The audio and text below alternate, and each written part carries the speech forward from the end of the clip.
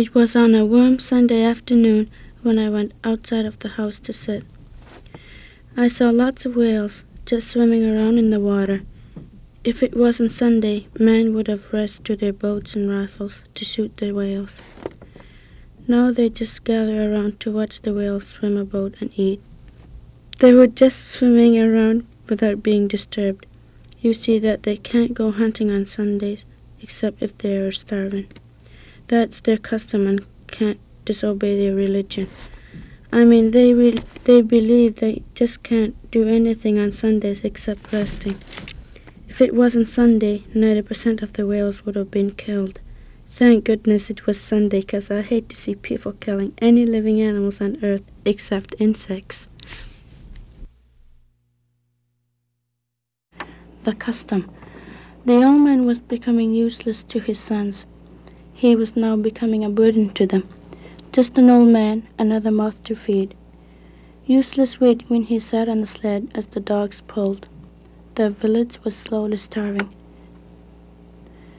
This was the time of famine for the Eskimos. The hunters were now deciding where to go. The old man knew it was up to his sons whether or not he was to be left behind. He knew there were many reasons for him to be abandoned when the village moves, as was the custom when all people became useless.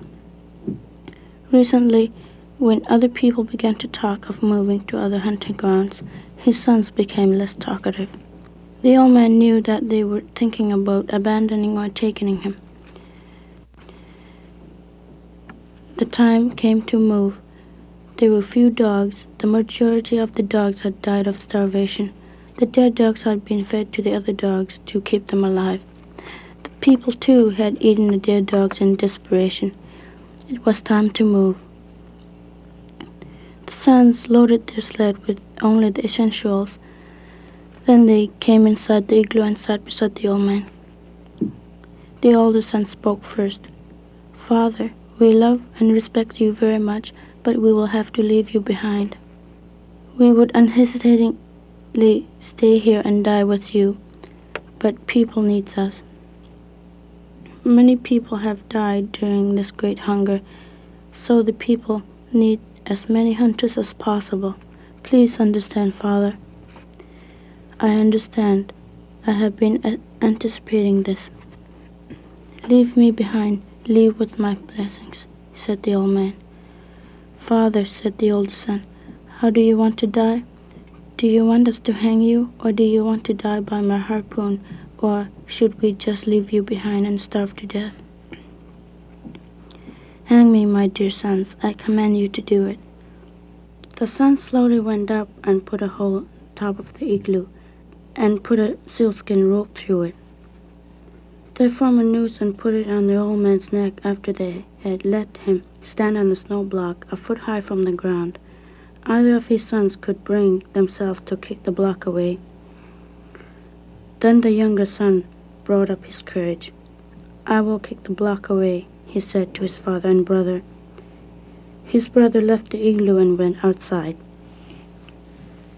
The son said to his father, "Forgive me, Father, but I must do it." "There is nothing to forgive, my son. It is the way of our people." The younger son started crying, but he kicked the block away from the old man's feet. His father did not struggle. The younger son was now on his knees, crying openly. His older brother walked in with the rest of the people, who had anticipated the whole thing. The people understood why they had done it, and they comforted the brothers. Then they went to their dogs and started moving out, with both brothers leading and weeping with grief.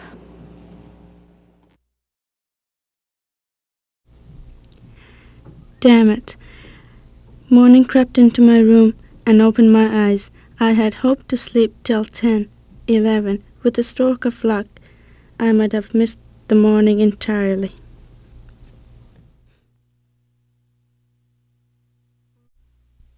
It was 2 o'clock in the morning.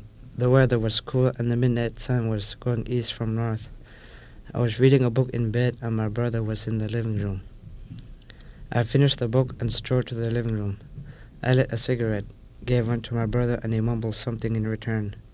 I guess he said thanks. Everybody was sleeping. I sat down next to him and asked him why he was staying up late. He said he was going to fly to Ray Point to give the men the supplies they ordered. You see, he flies.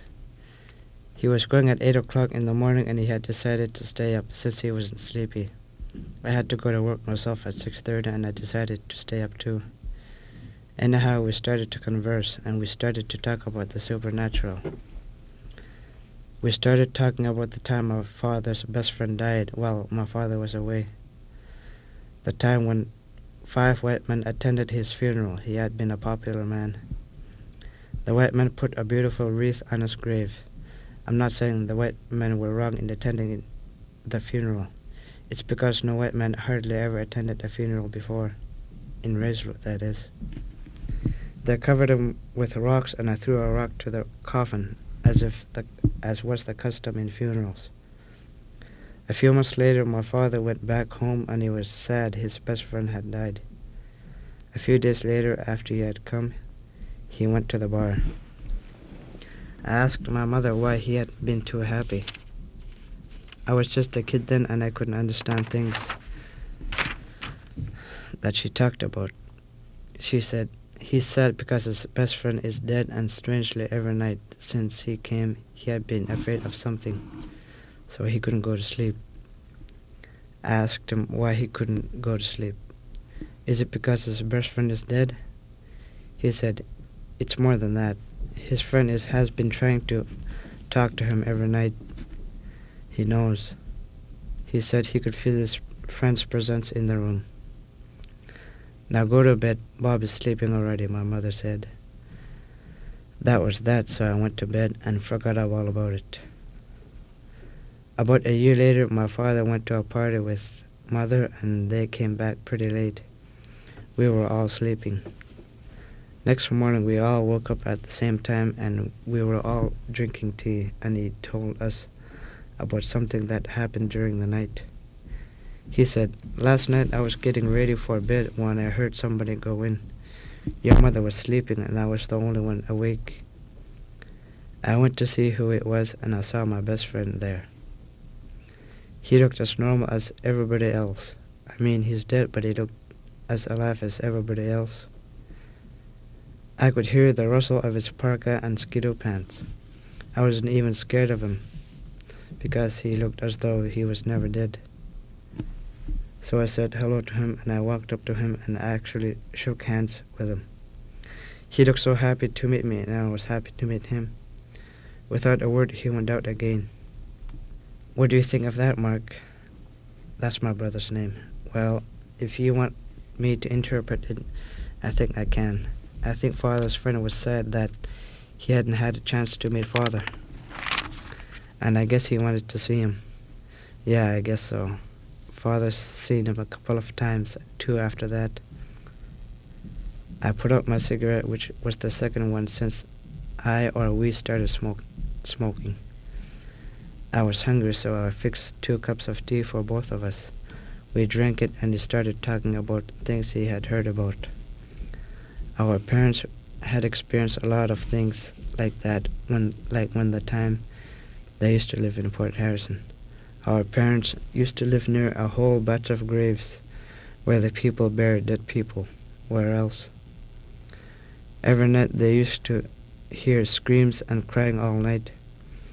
They got used to it, and when I asked who was crying and screaming, my parents used to say it was the people who went to hell. They were all used to it since it happens often.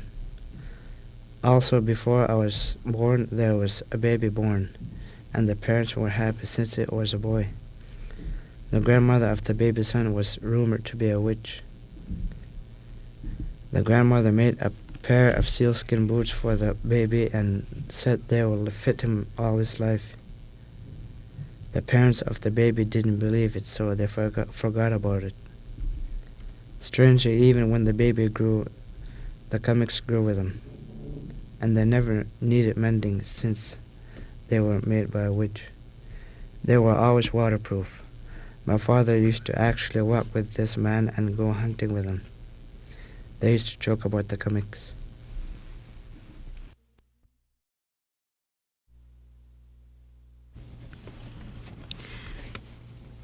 I go for a walk in the rain to get away from the crowd. As I walk, I can feel the rain and the breeze. It feels so good and makes you feel alive again. I go for a walk in the rain and think of my family, who are too far away for me to walk over to them. Instead, I just stare at the sky and almost see the faces of the ones I love.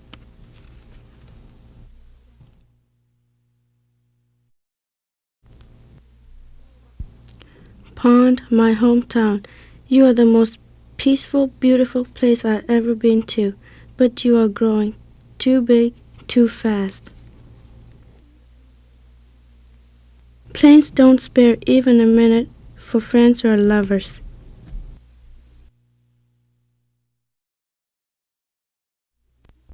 The end.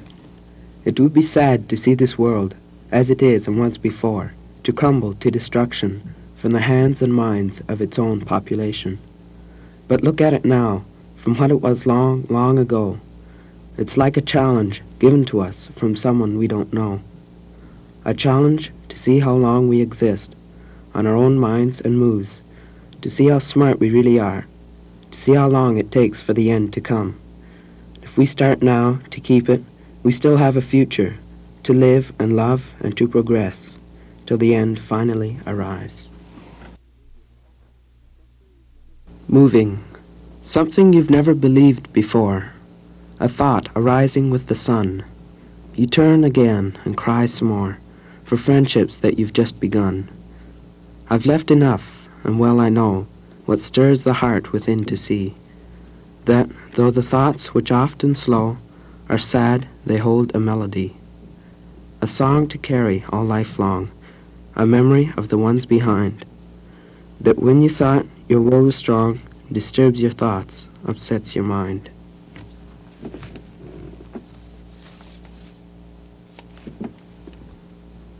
Sunlight growing, slowly shimmering, then exploding into light. Into the darkness, into the cold, a man walks out, harpoon in hand, looking into a hole, waiting, waiting, until two eyes appear. The harpoon shoots down, the seal is caught. The man will live another day.